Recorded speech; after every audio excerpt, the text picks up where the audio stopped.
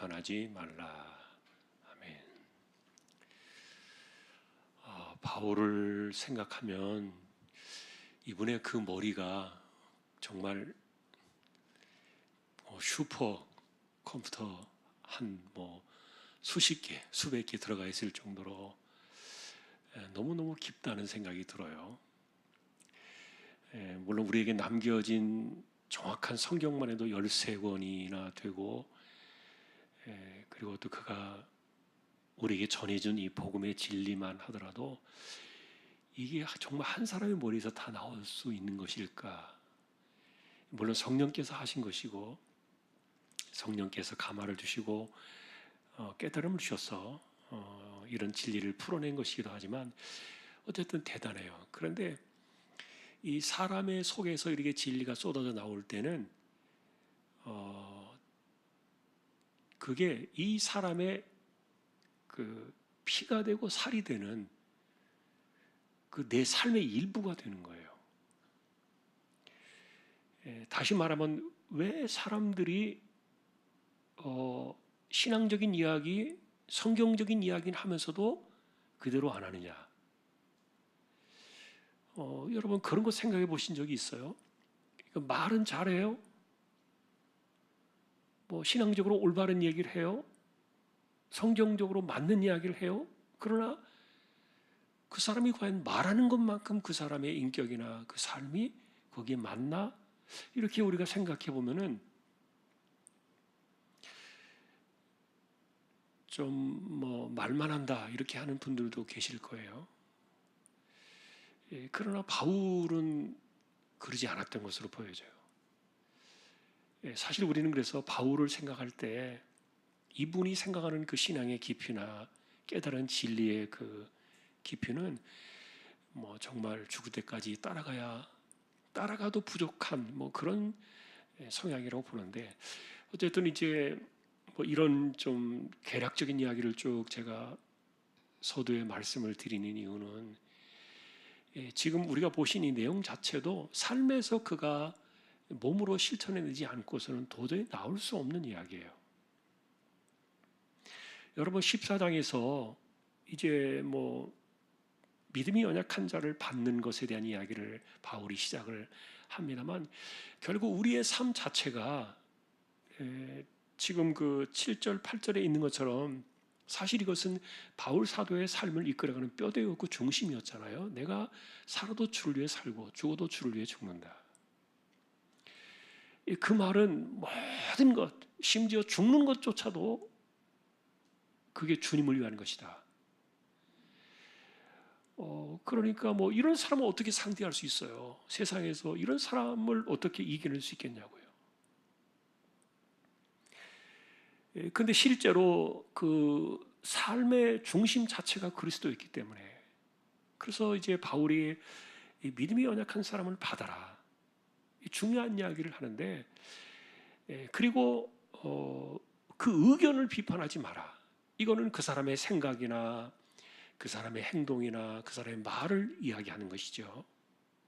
근데 여러분, 우리가 예를 들면은 비판하는 것과 비난하는 것은 좀 차이가 있어요. 비난은 뭐예요? 비난. 그 사람에 대한 나쁜 공격 아닙니까? 그게 비난이에요.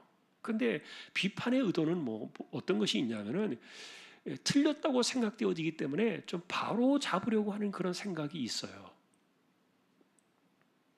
근데 이렇게 비판을 하는 사람들, 비난은 떠나서, 비난은 오늘 주제가 아니니까, 사람들 비판하는 사람들의 입장에서 보면은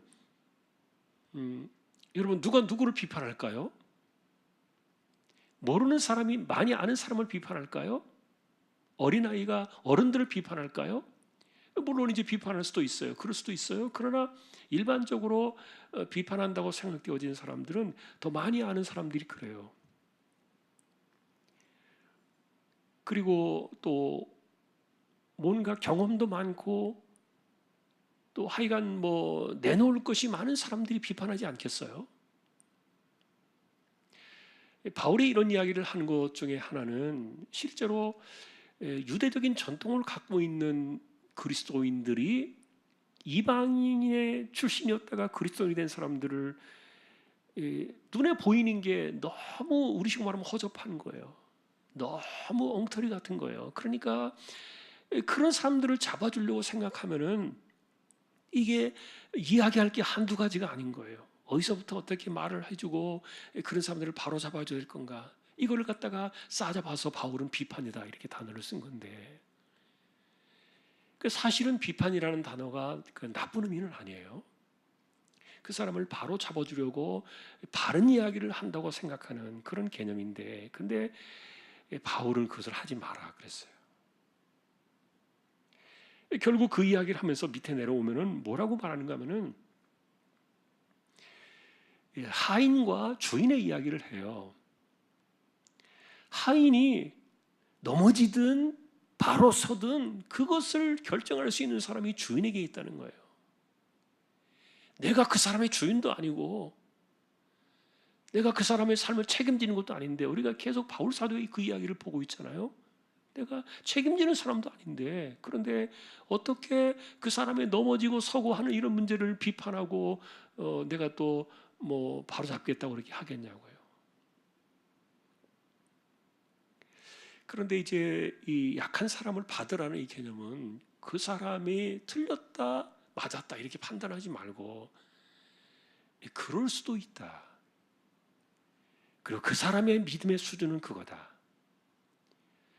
왜냐하면 바울 사도의 입장에서 이 로마서 14장의 마지막 결론은 뭐냐면 우리가 믿음으로 해야 된다는 거예요. 믿음으로. 그것은 사람마다 수준이 다르잖아요. 생각이 다르잖아요. 깊이도 다르잖아요. 그래서 예를 들면은 여러분 기도할 때 막 이렇게 소리를 지르면서 막 그냥 그 정말 목이 쉬도록 그렇게 기도를 해야 속이 시원한 사람이 있어요. 그래야 기도가 된다고 생각하는 사람이 있어요. 또 어떤 사람은 어쨌든 그것도 습관이겠지만 그냥 소리 한마디 나오지 않고 입만 달싹달싹하고 또 입도 달싹달싹 하지도 않아요. 그냥 눈 감고서 묵상하는 가운데 기도를 드리는 것이 깊은 기도라고 그렇게 생각하는 사람들이 있단 말이에요. 뭐가 옳은 겁니까? 어떻게 하는 것이 진짜입니까? 주여 외치면서 우리가 이렇게 소리를 질러가면서 이 가슴을 확 터뜨려서 기도를 해야 그게 진짜라고 생각하는 사람과, 그렇지 않아도 눈만 감으면은 하나님 앞에서 이렇게 그 자신의 마음을 깊이를 쭉 드릴 수 있는 사람, 누가 더 깊은 신앙의 사람이냐고요. 여러분 그런 형태를 가지고 그런 것들을 구별할 수 있을까요? 안 되는 거예요. 어떤 사람이 그래서 내가 예를 들어서 나는 조용히 기도하는 게 좋아요. 그런데 막 시끄럽게 기도하는 사람이 있어요. 그러니까 그게 당신 그렇게 기도하지 마세요. 예를 들면 일종의 이게 이제 비판 아닙니까? 내가 옳다고 여기는 것을 그에게 말해주는 거니까. 또 막 그 온 힘을 다해서 목이 쉬도록 터져나가도록 기도를 드려야 된다고 생각하는 사람의 입장에서는 조용히 달싹달싹 기도하는 사람한테 가서 당신 그 기도하는 겁니까? 조는 겁니까? 예를 들어서 그렇게 말할 수도 있거든요.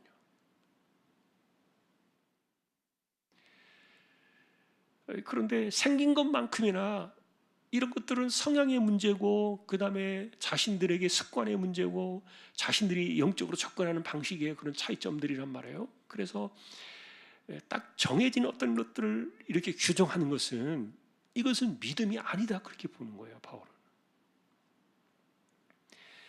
다시 말하면은 내가 믿는 것대로 저 사람도 그대로 해야 된다고 생각하는 이것을 바울은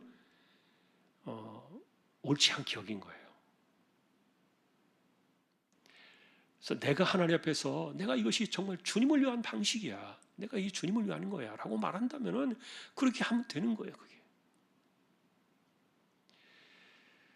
그런데 여러분, 사람들이 이게 경험도 많고 배운 것도 많고 많이 알다 보면은 자꾸만 나보다 좀 못하다고 생각되어지는 사람들, 신앙이 약하다고 생각되어지는 사람들, 그런 사람들이 자꾸만 이렇게 가르치려고 그러잖아요. 자꾸만 그 사람한테 뭔가 이렇게 뭐 바꿔주려고 하잖아요. 그러니까 우리가 신앙의 원리들을 따라 생각해 볼 때요, 이런 것들이 이게요, 여러분들에게도 그런 상황들이 있을 수 있겠지만, 그러나 목회자들에게도 이런 것들이 굉장히 유혹이 많아요. 저 사람 왜 저래? 이렇게 하면 좋겠는데, 예를 들어서 그래가지고 그 사람의 그 신앙 습관이나 또는 그 말의 습관이나 이런 것들을 고쳐주고 뭐 바르게 잡아주고 뭐 이런 그 생각들이 있단 말이에요. 그런데 사람들이 할 수 있는 것은 사실은 한계가 있어요. 여러분, 우리가 잠언에 가서 보면 뭐라고 말합니까? 마음이 완고한 사람은 절대 말해주지 마라 그랬어요. 그럼 말해주는 순간에 그 사람과 뭐가 되느냐? 원수가 돼요. 좋은 말 해줬으니까 겉에서는, 앞에서는 감사합니다. 참 좋은 이야기입니다. 그렇게 하겠죠. 속이 상해요. 뒤돌아서가지고 그 사람 보고 싶지 않아요. 여러분, 그래서 이 비판하는 것과 받는다는 이 개념이, 이거를 그 믿음의 관점으로 보라고 말하는 건데, 바울이 말하는 것은 믿음의 관점으로 말하는 건데, 그래서 그 사람들은 믿음이 연약한 자라 그랬어요. 그러니까 연약한 자의 입장에서는 자기들의 수준에 맞게 하는 거예요. 자기 신앙의 수준에 맞게 하는 거예요. 그러니 여러분, 실제로 예를 들면은 심판이 어디로부터 온다 그랬습니까? 심판이요, 위로부터 오는 거예요. 위로부터. 그 말은 좀 더 많이 알고 내가 직분자라고 생각하는, 예를 들면 목사로부터 심판받는 거예요. 목사부터. 일반 평신도부터 심판받는 게 아니에요. 자기 믿음의 수준의 레벨이 있다는 거죠. 그런 것들을, 중요한 것은 우리가 그런 것들을 인정할 수 있는 그 영적인 훈련, 그게 오늘 뒤에 로마 14장에서 바울이 말해주는 내용이에요. 그러니까 이분이 얼마나 많은 사람들을 바뀌었어요. 그리고 얼마나 많은 교회를 세웠어요. 그리고 수많은 성경을 이분이 진리를 깨달아낸 분이잖아요. 가르쳐준 사람이잖아요. 그러니 처음에 이야기했던 것처럼 이분의 머릿속에는요, 모든 것이 다 들어있는 것 같아요. 그러니 사람들을 볼 때 얼마나 세밀하게 보이겠냐고요, 사람들이. 그런데 그것에 대해서 바울은 말하지 않았어요.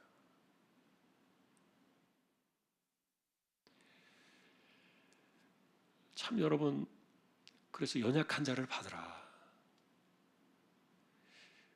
이 주제가요, 이 별거 아닌 것 같은데 우리가 살아가면서 이 삶의 모든 원리 속에 다 포함이 돼요. 그러니까 성경적인 정신을 가지고 살아가면 모든 것들을 다 그렇게 보는 거 아닙니까?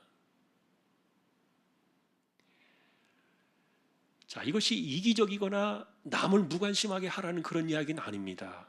그러나 어쨌든 내가 믿음으로 열심히 살아가면 저 사람도 믿음으로 열심히 살아가고 있기 때문에 그 사람의 방식으로 그렇게 하는 것에 대해서 인정하라는 그런 이야기니까, 나를 신뢰하는 만큼 다른 사람도 신뢰해야 되고. 자, 여러분, 그래서 비난은 안 되겠죠. 비난은 절대로 안 되지만, 그러나 비판 자체도 하지 마라 그랬어요. 받으라. 그 의견을 받으라. 여러분들이 생각할 때 이 의견을 비판하지 말라 그랬으니까, 이게 우리의 삶에서 비교해 보면 어떻게 되겠습니까? 이게 누구의 의견입니까? 이게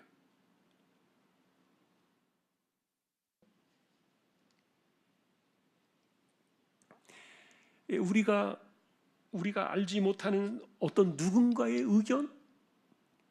그런 사람들 말하는 게 아니에요. 우리가 지금 함께 더불어서 지금 같이 살아가고 있는 우리 곁에 있는 사람들의 의견을 이야기하는 거예요. 그거는 교회 공동체 안에서 누군가 될 수 있죠. 그리고 지난번에도 말씀드린 것처럼 이게 부부가 될 수도 있죠. 부모 자식 간에가 될 수도 있죠. 친구가 될 수도 있죠. 근데 친구는요, 대체로 왜 친구냐? 비판하지 않아요. 그러니까 친구예요. 친구는요, 웬만하면 다 받아요. 그냥 수용하니까 친구라 그러는 건데, 그러나 그런 관계를 떠나서 일반적으로 우리가 인간 관계를 보면은요, 그 의견에 대한 비판이 많아요. 뭐 앞에서 이렇게 좋은 이야기를 해주는 것도 있지만, 그러나 또 뒤로 가서 또 우리가 말하는 뒤에가 수군거리는 것도 있고요. 자, 그래서 우리는 이 바울의 이분의 도대체 그 심정, 심령, 그 세계관, 그 영혼의 그 깊이 이런 것들이 뭘까 정말 궁금할 정도로요. 이분은 그런 것에 대해서 실제로 자기가 그렇게 살았기 때문에 지금 이 말을 우리에게 전해주고 있는 것인데, 또 이 이야기는요, 어떤 사람이 예를 들어서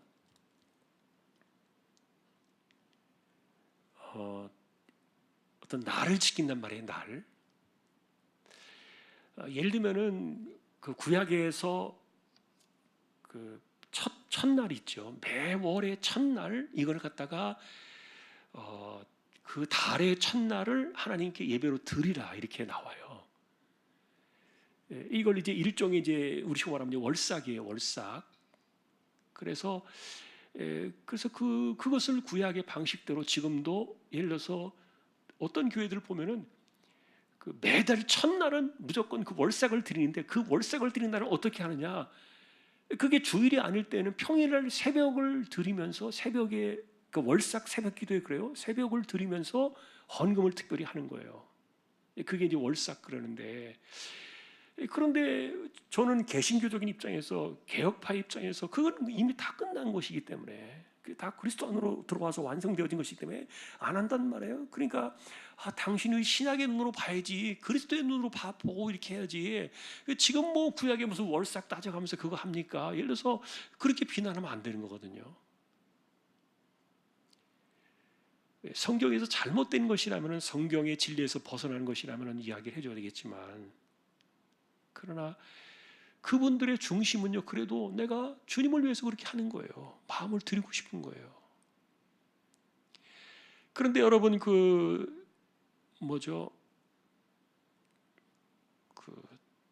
첫날 이렇게 해가지고 했던 거 있잖아요. 일천번제라고 했더니 헌금은 잘못되는 거죠. 이런 건 분명히 이야기하는 거예요. 그거는 성경 속에서 틀렸기 때문에. 일천번제라는 개념이 그게 전혀 그것이 아닌데 어떻게 그것이 갖다 붙었어요. 그런데 이게 사람들이 바라는 그 소망 있잖아요. 복에 대한 그 소망, 이것과 그 다음에 헌금과 이것이 딱 맞아떨어진 거예요. 그러니까 그래서 첫날 동안 당신들이 하나님 앞에 기도하면서 마음을 드려라. 그러면 또 괜찮아요. 그것도 오히려. 그런데 그게 아니라 이 일천 번제라 그래가지고 꼭 돈이 들어간단 말이에요. 그런데 기도는 안 해요. 이 사람이 헌금만 해. 그러면서 돈을 내니까 첫날 동안 내가 봉투를 드리면은 그게 뭐 될 거라고. 이런 것들이 여러분 성경적이지 않으니까 우리 이런 것들을 비판한단 말이에요. 그러나 이제 진실한 마음으로 우리가 예를 들어서 아까 말했던 그 월삭 같은 거, 그리고 뭐 유월절 날이 다가올 때 우리가 구약처럼 유월절을 지키지는 않습니다만, 어린 양으로 우리에게 오신 그리스도를 우리가 묵상하는, 물론 사실 유월절이 고난 주간에 겹쳐 있기 때문에 그런 것들이 중복됩니다만, 그러니까 주님을 위해서 한다면, 그것이 구약의 사건이든 신약의 사건이, 우리가 주님을 위해서 한다면 그것이 믿음으로 결정한다 그러면 괜찮다 이렇게 볼 수 있는 건데, 그러나 다만 그것이 이제 신앙의 그 깊이가 다르니까 조금 더 신앙이 성숙되었다고, 내가 좀 더 그리스도 안에서 자유하는 신앙을 갖고 있다고 생각되어지는 사람이 있다면, 그렇지 못한 사람들이 있다 할지라도 받아주라는 거죠. 받으라. 참, 그래서 어쨌든 바울은 믿음에 관해서 많이 아는 척하지 말라는 거죠. 당신이 옳다고 여기지 마라. 그리고 모든 것에 어쨌든 기준이 자기가 되면 안 되니까요. 오늘 말씀의 내용들이 이제 그런 거예요. 이런 개념을 가지고서 여러분이 14장을 읽어보면 바울이 무슨 이야기를 하고 있는지 이해가 될 거예요. 날이 중요하지 않다. 어느 날을 정할 것인가. 그래서 실제로는 이 로마서 14장에서는 어떤 주제가 있었는가 하면, 예를 들면 주일날 드리는 것이, 예배 드리는 것이 옳은가, 토요일날 예배 드리는 것이 옳은가, 이 논쟁이 있었어요. 근데 여러분, 지금도 예를 들면은 이 주일날이라는 것이 뭐 중세 때 뭐 태양신을 섬기는 사람들이 들어와가지고 뭐 이렇게 했다 그래가지고 뭐 신천지 이만이나 또 저 뭡니까 하나님의 뭐 교회라고 말하는 장길자나 뭐 이런 이단들이 그 주장을 하잖아요. 그리고 안식교에서도 토요일 날 그리고 마찬가지로 그리고 또 뭐 여호와의 증인들 그렇고 이단들이 대체로 그래서 성경에서 영원한 유월절을 지키라 그랬으니까 안식일 날 예배하라 그랬으니까 그 토요일 날 이렇게 이야기하잖아요. 그러나 우리가 왜 주일 날 예배를 드립니까? 근데 여러분 이게 그리스도 안에서 다 풀어버린 거예요. 이게 이 모든 사건들이 어디로 온 겁니까? 그리스도를 향해서 나아가고 있었고 그리스도 안에서 이 모든 것들을 바라보게 하려고 그런 것들을 만들어준 것이란 말이에요. 그러니까 실제로 뭐 어떤 날이 옳은 것이냐, 어떤 날이 이거 맞는 것이냐 이런 건 논쟁 자체가 의미가 없어요. 지금은 토요일 날 예배할 수도 있고 주일 날 예배할 수도 있고 월요일 날 예배할 수도 있고 그런 거예요. 근데 왜 이렇게 주일 날 우리가 예배합니까? 특별히 주일 날에는 우리가 조금 더 부활의 의미가 있잖아요. 우리에게 구원을 완성시켜 주신 독생자가 오셔서 십자가에 죽으시고 부활을 우리에게 주신 그 구원의 의미가 더 깊이 있잖아요. 그래서 초대교회 때는 이것이 토요일이나 주일 날이나 이렇게 지켰단 말이에요. 그러다가 이제 시간이 지나면서 완전히 이제 주일날로 왔는데, 이제 그럼에도 불구하고 바울이 우리에게 전해주는 것은 우리의 기본적인 이제는 어떤 날이 딱 정해져서, 그러니까 구약에는 안식일밖에 없었어요. 그날 해야 돼요. 정해진 날 해야 되는 거예요. 월삭이나 아니면 안식일이나 어떤 절기나 이런 날들 특별하게 이런 것들이 전부 그 안식일에 관련되어서 나오지 않습니까? 그러나 신약 시대는요 그게 없는 거예요. 그러나 우리가 공통적으로 우리가 이날 부활의 날을 감사하면서 우리에게 주신 구원을 기억하면서 그리고 대체로 또 이날 우리가 쉬잖아요. 온 세상이 주일날 쉬잖아요. 그런 날 하나님께 드리면서 예배를 드려야지 언제 드리겠어요? 근데 이것이 율법이 아니라는 거예요.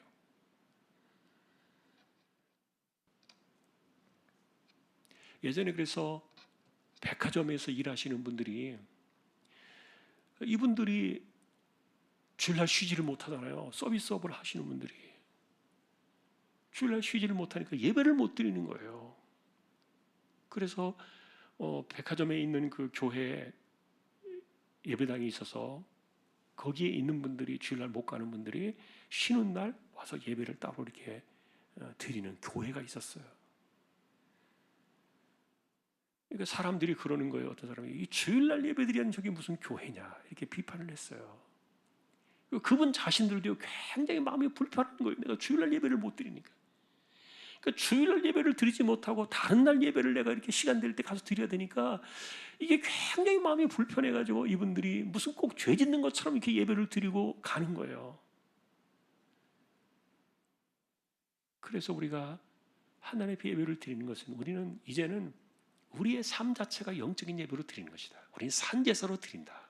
그러니까 그런 점에서 우리가 좀 더 폭넓게 생각하면은 우리에게 주어진 시간을 그렇게 예비할 수 있는 그것에 대해서 가능하면은 우리가 합의된 이런 날짜에 다 참여해서 예배하는 것이 좋지만 정 부득이하게 안 될 때는 다른 날 어쩔 수 없이 자신의 믿음을 지키기 위해서 그렇게 할 때에도 비난하지 말라는 거예요. 비판하지 마라. 자, 그래서 이제 사실은 이제 왜 이런 이야기들을 하지 못하느냐 하면은 그러면 사람들이 내가 다른 날 예배를 드려도 되나? 근데 혼자 와서 어떻게 예배를 하냐고요. 안 되잖아요. 뭐 그런 이제 애로사항들이 있고 그렇습니다만 지금 바울 사도의 의도는 그런 것들도 다 이렇게 믿음 안에서 허물어 버리는 거예요. 이제 우리에게 진정한 자유를 주셨고 그래서 우리의 삶의 중심은 주님을 위하다. 주님을 위하여 산다. 그 이야기들이 들어있는 거예요. 여러분 그래서 철저하게 이것은요 내가 믿음으로 결정하는 자율성이에요. 자율성. 제가 우리 청년 애들한테는요 가끔 제게 시간이 주어지면 이 자율성에 대한 이야기를 많이 해요. 자율성. 하나님은 우리에게 자율성을 주셨다. 그런데 이 못된 인간들이 이 자율성을 빼앗아 간다. 그게 우리 현실이에요. 이 나쁜 인간들이 누군가의 자유를 뺏어가는 거예요. 자율성을 뺏어가는 거예요. 하나님께서 독생자를 제물로 내어 주실지라도 아담이 죄를 지을 수 있는 그 순간에 딱 막아서가지고 그 손을 딱 쳐버리셨으면 얼마나 좋아요. 그러지 않겠습니까? 하와가 먹었을지라도 너 이건 절대로 안 돼, 손을 딱 잘라버리든지 아니면 그 나뭇가지를 딱 꺾어버리시든지, 그 절대로 못하게 하나님이 하셨으면 얼마나 좋겠어요. 그런데 하나님은 인간을 존중하셨어요. 비록 독생자를 제물로 내어주실지라도 말이에요. 자율성 아닙니까? 자유입니다. 그런 개념들이 이 안에서 들어있는 거예요. 그래서 이 자유라는 개념이 물론 이제 성령 안에서 우리가 하는 자유고, 하나님의 그 울타리 안에서 우리가 누리는 자유를 이야기하는 것이죠. 남을 괴롭게 하고 남을 불편하게 하고 남을 힘들게 하는 것이 자유는 아니잖아요. 그런데 진짜 성령 안에서 이 믿음으로 자율성을 가지고 살아가는 사람들이요, 못된 생각하고 남이 어떻든 간에 신경 쓰지 않고 나만 좋으면 된다고, 이런 것들은 세상적인 방식이에요. 그거는 자기 중심적으로 아주 이기적으로 살아가는 아주 나쁜 거지만, 그러나 진정한 이 진리 안에서의 자유를 누리고 믿음 안에서의 자유를 누리는 사람들은 정말 다른 사람을 먼저 배려하지 않습니까? 우리가 계속 이 로마서를 보면서 그 이야기를 했어요. 진정한 믿음에 성숙한 사람들은 뭐냐? 내가 손해보는 것이다. 내가 좀 더 믿었고 좀 더 많이 알기 때문에 내가 손해를 보고 내가 양보하고 내가 입을 다무는 것이지. 그러니까 변은 익을수록 고개를 숙이지만 자꾸 사람은요, 많이 할수록 고개를 쳐들어요. 그다음 목이 부러질 수도 있는 거예요. 교만이라는 것이 그런 건데. 자, 오늘도 우리는 이 말씀을 보면서요, 그 핵심은 그거예요. 누구든지 자기를 위해 사는 자가 없다. 자기를 위해 죽는 자도 없다. 우리의 삶 자체가 사나 죽으나 이것이 주님을 위한 것이지. 그러니까 모든 믿음의 사람들은 그렇게 사는 거예요. 나만 그렇게 사는 게 아니에요. 내가 그러하면 다른 사람도 그러한 거예요. 그러니 나만 믿음이 잘났다고 생각하지 말고, 방식은 좀 다를 뿐이지만 그 사람도 주를 위해 사는 거예요. 주님을 위한 방식으로 나아가는 거예요. 믿음이 연약한 자를 받으라. 그리고 그의 의견을 비판하지 마라. 여러분이 이런 구절만 이해를 하셔도요, 이 구절만 그냥 붙잡고 살아도요, 그렇게 막 자기가 잘나는 것처럼 하지는 않을 거예요.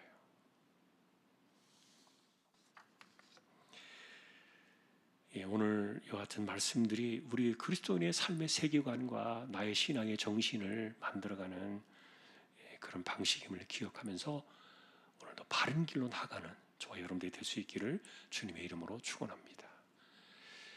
우리 함께 기도하겠습니다.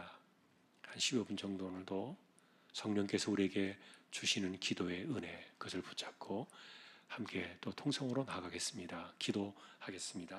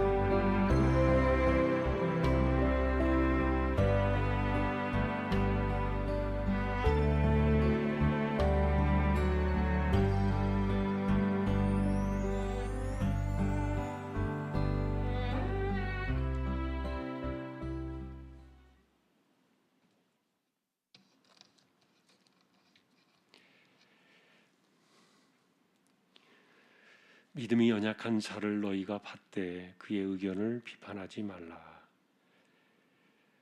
주신 말씀을 기억하며 믿음으로 살아가기를 원하는 우리 모든 심령들 위해 우리 주님 예수 그리스도의 은혜와 하나님 아버지의 사랑과 성령님의 감화 감동 위로 인도 교통 충만하심이 주님이 바라시는 신자로 더 깊이 세워가기를 원하는 우리 모든 심령들 조항의 가족들 위해 이제로부터 영원까지 함께 있을지어다. 아멘.